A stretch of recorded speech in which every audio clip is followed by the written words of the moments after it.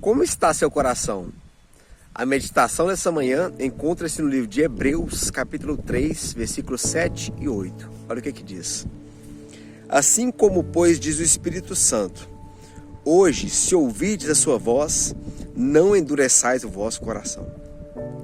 É interessante, né? Porque aqui nesse verso de Hebreus 3, 7 e 8, vem dizendo algumas coisas que, assim como diz o Espírito Santo, existem algumas vertentes aí que dizem que o Espírito Santo é uma energia, né?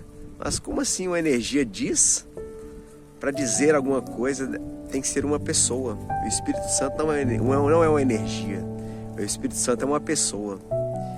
E o restante do verso vem dizendo, né? Que hoje, se nós ouvirmos hoje a voz do Espírito Santo, nós não temos que endurecer o nosso coração.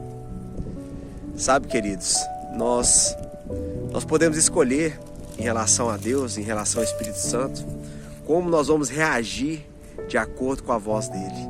Nós vamos reagir como uma manteiga, ou como o barro. A manteiga, quando ela recebe o sol da justiça, que é Deus, ela derrete. Ela derrete por quê? Porque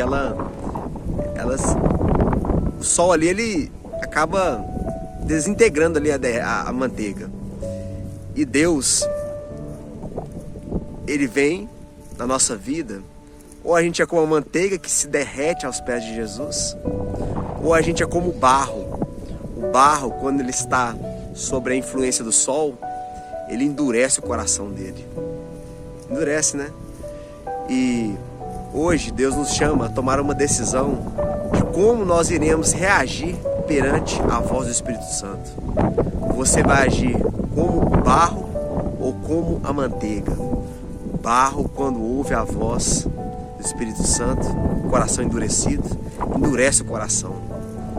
E cada vez mais que a voz vem, ela vai endurecendo mais. Agora a manteiga não. A manteiga, todas as vezes que recebe o sol da justiça, que é o Espírito Santo falando ao coração, ela se derrete, ela entrega o seu coração.